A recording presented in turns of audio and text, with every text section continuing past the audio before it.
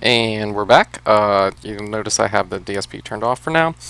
So this is the patch that we made. It's just an oscillator that is multiplied by a signal, multiplied by a number, and I'm going to tell you why we have that there. So it's really annoying to just have the sound on all the time.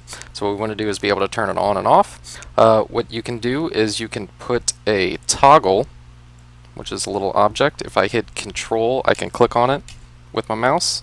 If I just regular click on it, I can move it around. But if I control click on it, I can do that.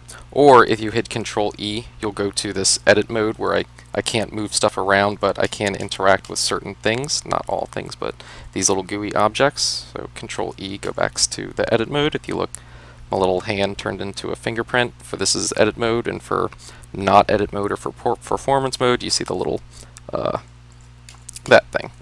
But I want to connect this thing. What this does is it outputs a 0 or a 1. And to test that, I can put an object that's called print, and then I will connect the toggle, this is called a toggle by the way, to the print object. And the way that I made that toggle was Control-Shift-T for the shortcut, or you can just go into this little put menu and find the toggle and put it down there. But anyways, this print object will take whatever it receives and print it to the console.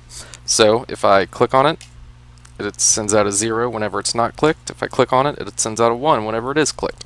So what I want to do now is to connect this to what I'm multiplying the signal to. So if I don't click anything, it's going to be multiplying the signal by 0, which means we don't hear anything. If I click 1, we multiply it by 1, so that signal returns to its previous glory. So let me turn on DSP with it off, no sound, and then I can hit Control and click on it, and we get the sound. So now I can turn it on and off. Another cool little clickable or interactable object is the slider. So if we go put, we want H slider is horizontal slider, V slider is vertical slider, doesn't really matter. But what this guy does, if you right click it and go to properties, it will output from a range of 0 to 127, standard MIDI stuff. So let's see, we can take that signal. I'm going to put down, just to see what it looks like, let me put down a number object. So if we connect this slider to this number object, we'll see it outputs a range from 0 to 127. So let's say we want to control volume. So how do I get this 0 to 127 into a range that's somewhere within 0 to 1? I'm going to put down another object, and I'm going to divide that number by 127. And then see what that does. So the arguments for this guy are the backslash, so that's the divide sign, and then the default argument. So we're going to divide whatever it's coming in to that inlet by 27, and then that's going to be sent out that inlet.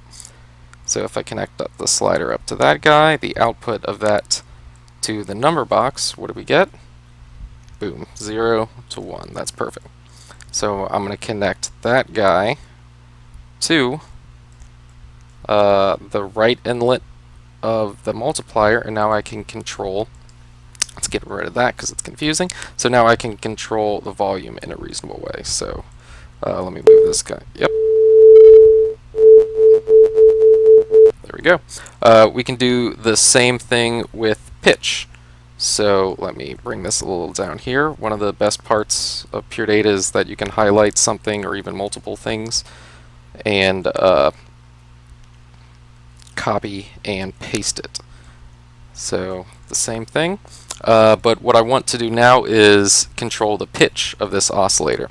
So this thing is sending out MIDI values, so there's a handy little object, so Control 1, put down an object, click to place it where it is, and then we can change it from a MIDI to frequency, and that object is conveniently called MT0F, MIDI to frequency. And so if we do that, let me copy and paste that there just to show you.